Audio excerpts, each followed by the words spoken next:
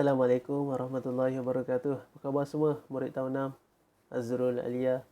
Okey, jadi alhamdulillah berjumpa lagi, bertemu lagi kita pada kali ini untuk meneruskan pembelajaran kita dalam pendidikan Islam ni.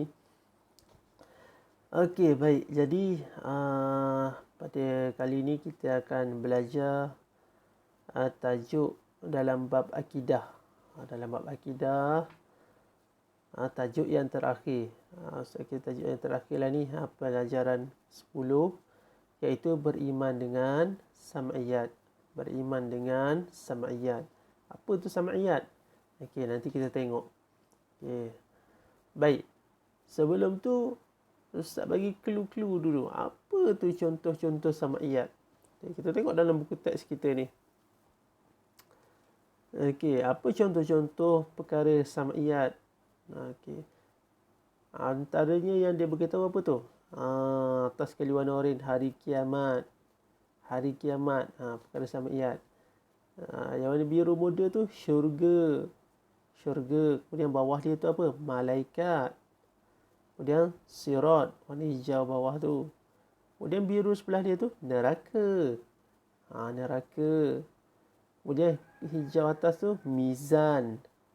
Warna pink dekat atas tu soalan kubur. Okey, dekat bawah tu, bawah sebelah kiri tu padang mahsyar. Kemudian bawah sekali tu alam barzah. Alam barzah. Okey, ni antara perkara-perkara yang dikategorikan sebagai perkara sam'iyat. Perkara sam'iyat. Dah dapat clue dia kan. Tapi masih lagi macam kita bela-bela.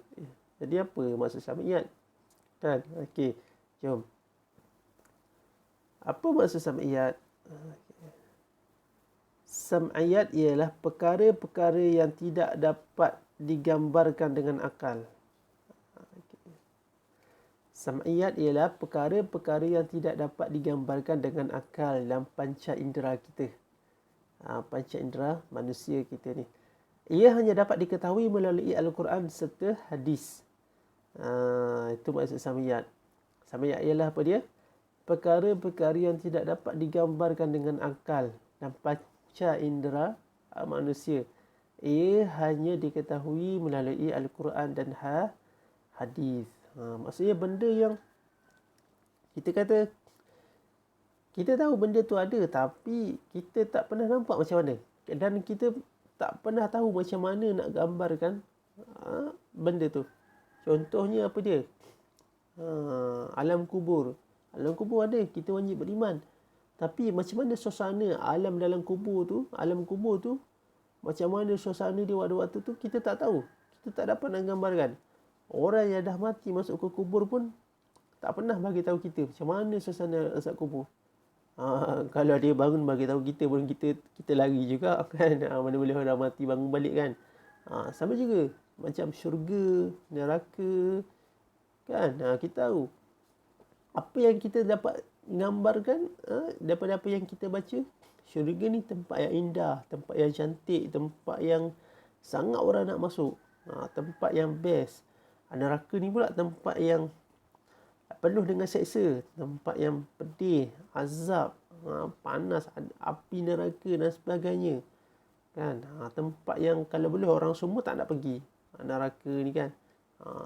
Itu saja gambaran yang kita dapat daripada apa yang diceritakan dalam Al-Quran dan hadis. Maksudnya secara kita kata macam mana bentuk dia, rupa dia, itu kita tak tahu, kita tak pernah tengok. Dan inilah yang dikatakan sebagai perkara sam'iyat. Itu maksud sam'iyat. Maksudnya perkara yang kita tidak dapat nak gambarkan dengan akal kita dan juga dengan panca indera kita. Ia hanya dapat diketahui. Kita dapat tahu benda-benda ni hanya melalui Al-Quran dan Sunnah sahaja.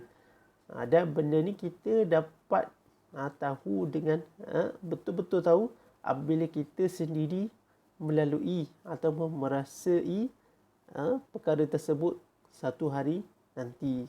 Okey. Nampak? Baik. Jadi perkara sam'iyat ni kita wajib yakin perkara-perkara sam'iyat dengan menjadikan keimanan kepadanya sebagai asas membentuk diri menjadi seorang Muslim yang dikasihi dan diredai Allah Subhanahu wa taala. Jadi perkara-perkara sam'iyat ni perkara-perkara yang kita tidak nampak ni, atau perkara yang gaib ni, kita wajib percaya. Kita wajib percaya.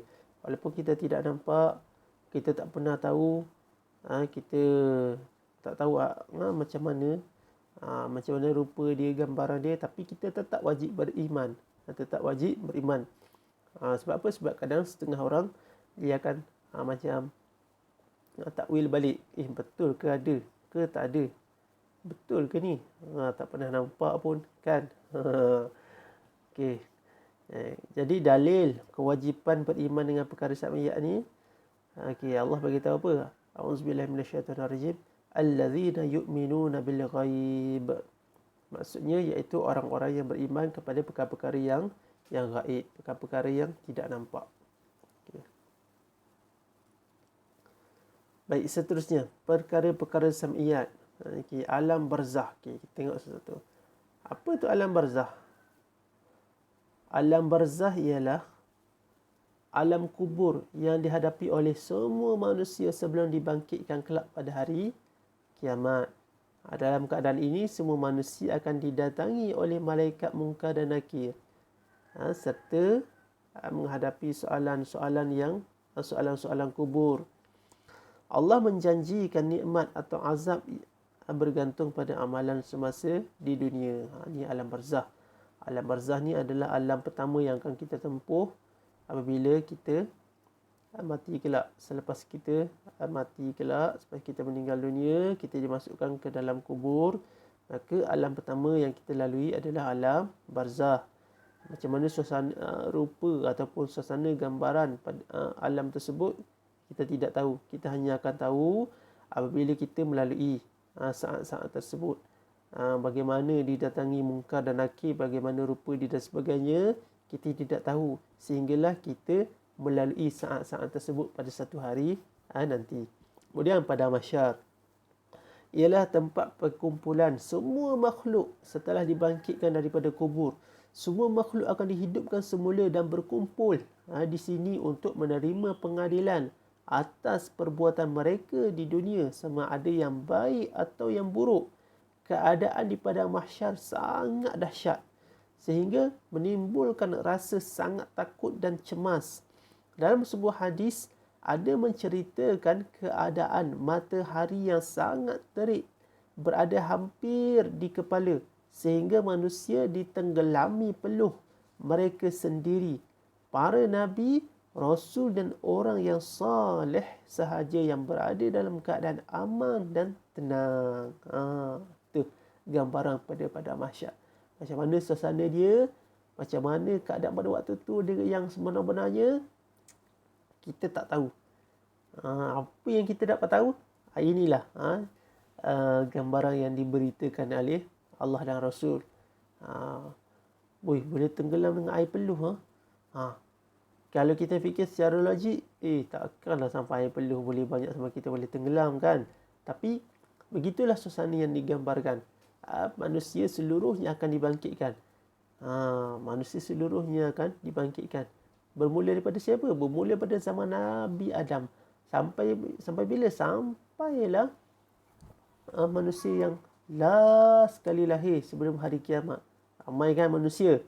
Ramai kan? Ramai sangat manusia.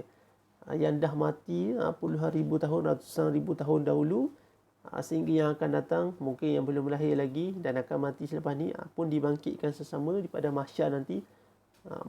Betapa ramainya manusia pada waktu tu berada dalam keadaan cemas dan takut. Jadi suasana itu pun kita tak dapat nak bayangkan macam mana, kecuali apabila kita dah lalui dan memasuki pada hari tersebut, pada waktu tersebut.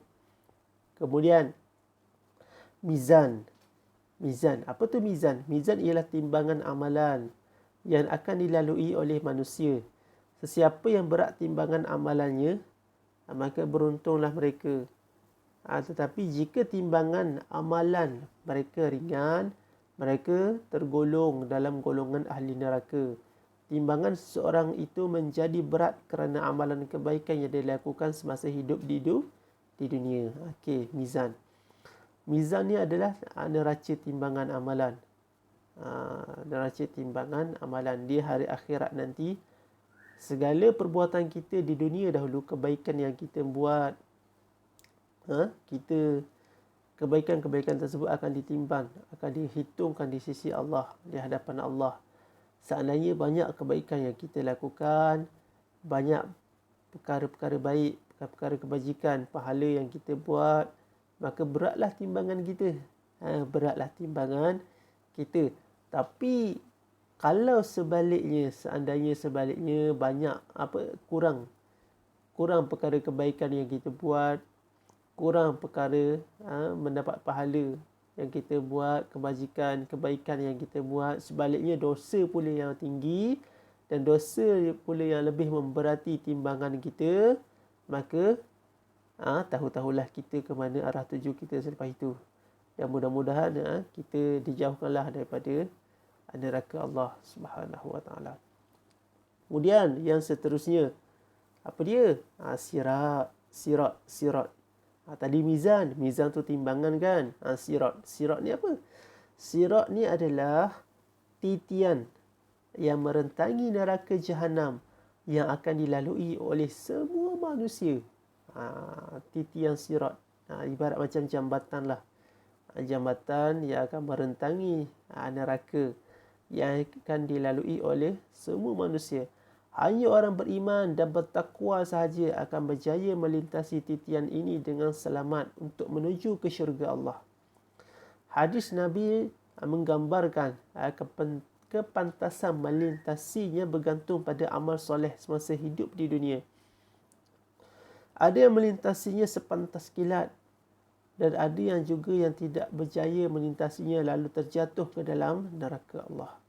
Mereka ialah orang-orang yang mengingkari perintah-perintah Allah. Jadi ini adalah sirat. Gambaran yang diberitakan oleh Nabi, yang diberitahu oleh Nabi. Sirat ni akan menentangi neraka. Untuk sampai ke syurga, kita perlu lintasi titian sirat. Ada yang gambarkan sirat ni lebih halus daripada rambut, lebih tajam daripada mata pedang. Macam mana rupa dia sebenarnya? Allahu Akbar. Kita tak tahu. Allahu Alam. Tapi macam mana untuk berjaya melintasinya? Sama juga seperti mizan tadi, kita perlu perbanyakkan amal soleh. Kerana hanya amal soleh kita di dunia ni, waktu kita hidup sekarang ni saja yang akan membantu kita untuk melintasi titian sirat tersebut dengan sepantas kilat. Tapi kalau masa kita hidup di dunia ni, amal soleh kita tidak banyak. Jadi ada kemungkinan tak kita dapat melintasi titian sirat tersebut? Ada kemungkinan tak?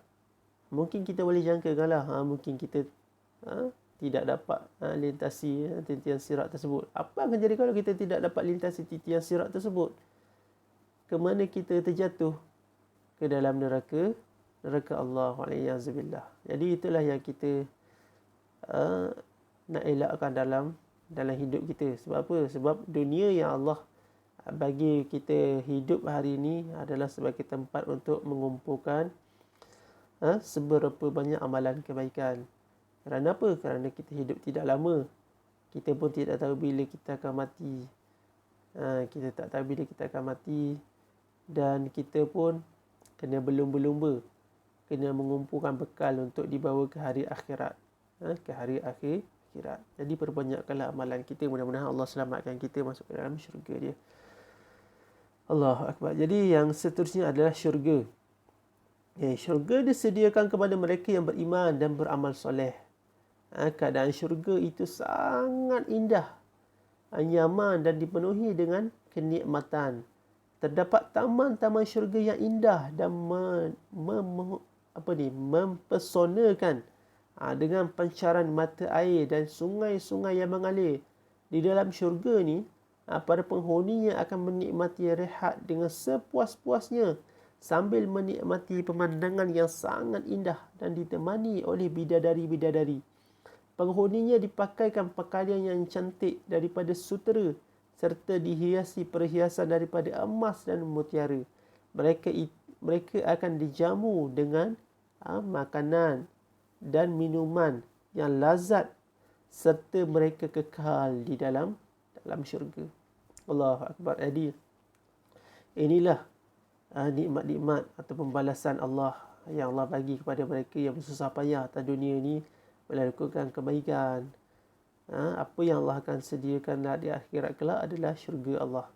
Syurga Allah, di mana dalam syurga ni tempat yang menjadi, kita kata tempat yang menjadi tumpuan ataupun keinginan semua manusia. Tapi manusia hari ini perbuatan dia kalau kita tengok tidak menghala ke syurga pun, banyak ke arah sebaliknya. Kan, hari betapa banyak orang melakukan dosa tapi mereka mengatakan ingin masuk ke syurga, tapi dosa tu lebih banyak daripada amal baik. Tapi untuk masuk ke dalam syurga hanya dengan amal soleh sahaja yang dapat menyelamatkan kita. Amal soleh dan rahmat Allah. Rahmat Allah. Sebab tu walaupun kita dah banyak melakukan amal soleh, sembahyang, baca Quran, bersedekah dan macam-macam lagi lah amal-amal soleh, amal-amal kebaikan yang kita buat, jangan lupa kita berdoa supaya Allah masukkan kita ke dalam syurga dia. Sebab apa? Sebab syurga dia ni kita hanya akan dapat masuk hanya dengan rahmat Allah. Rahmat Allah.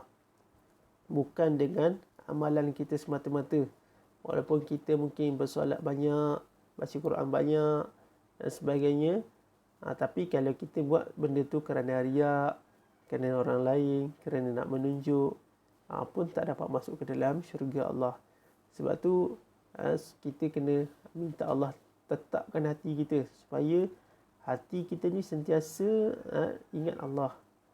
Sentiasa ingat Allah dan jadikan setiap perbuatan yang kita buat tu hanyalah semata-mata kerana Allah Subhanahu wa taala.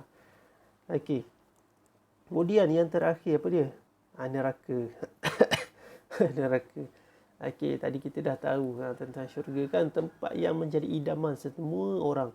Kemudian neraka. Apa maksud neraka? Apa tu neraka? Neraka disediakan kepada mereka yang tidak mentaati perintah Allah. Keadaan neraka banyak digambarkan dalam dalam Al-Quran dan hadis, seperti keadaannya yang sangat panas dengan api yang marak menyala. Hal ini menyebabkan penghuni yang berasa amat terseksa dan terlalu dahaga. Selepas itu mereka diberi minuman seperti tembaga cair yang sangat panas.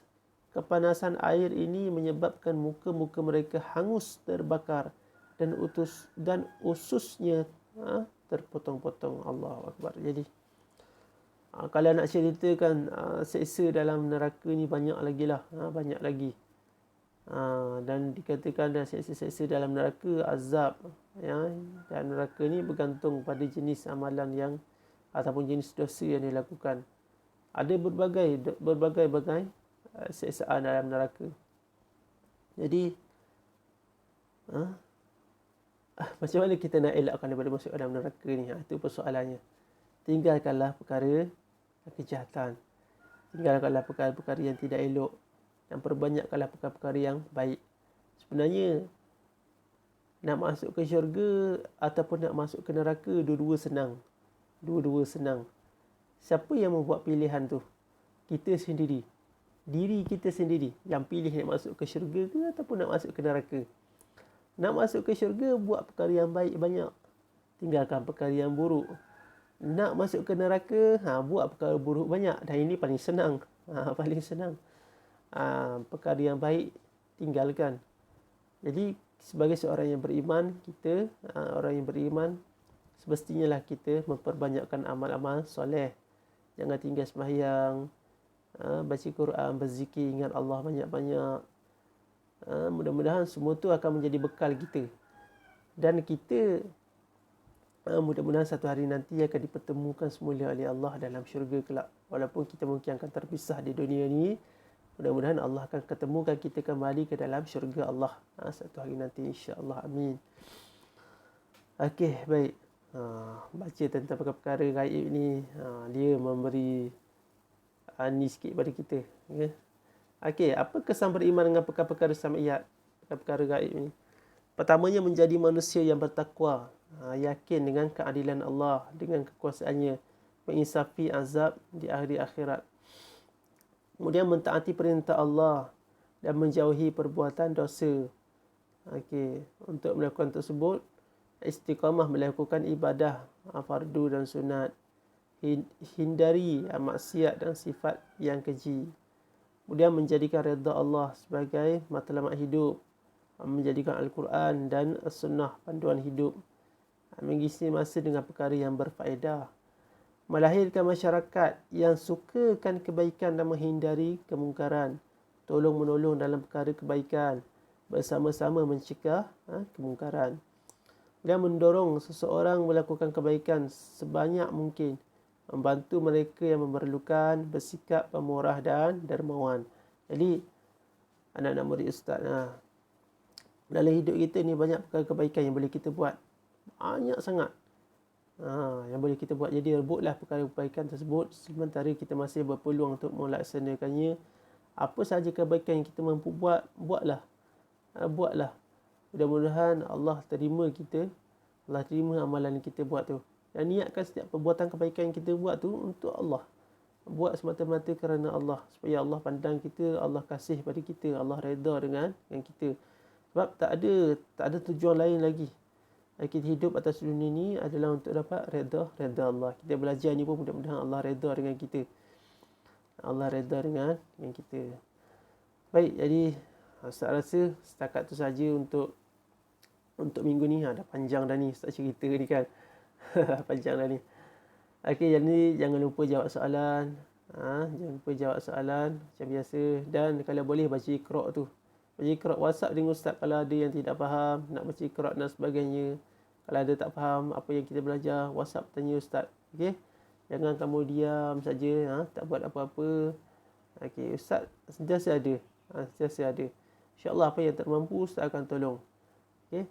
Okey, jadi insya-Allah kita jumpa lagi pada kelas yang akan datang. Assalamualaikum warahmatullahi wabarakatuh.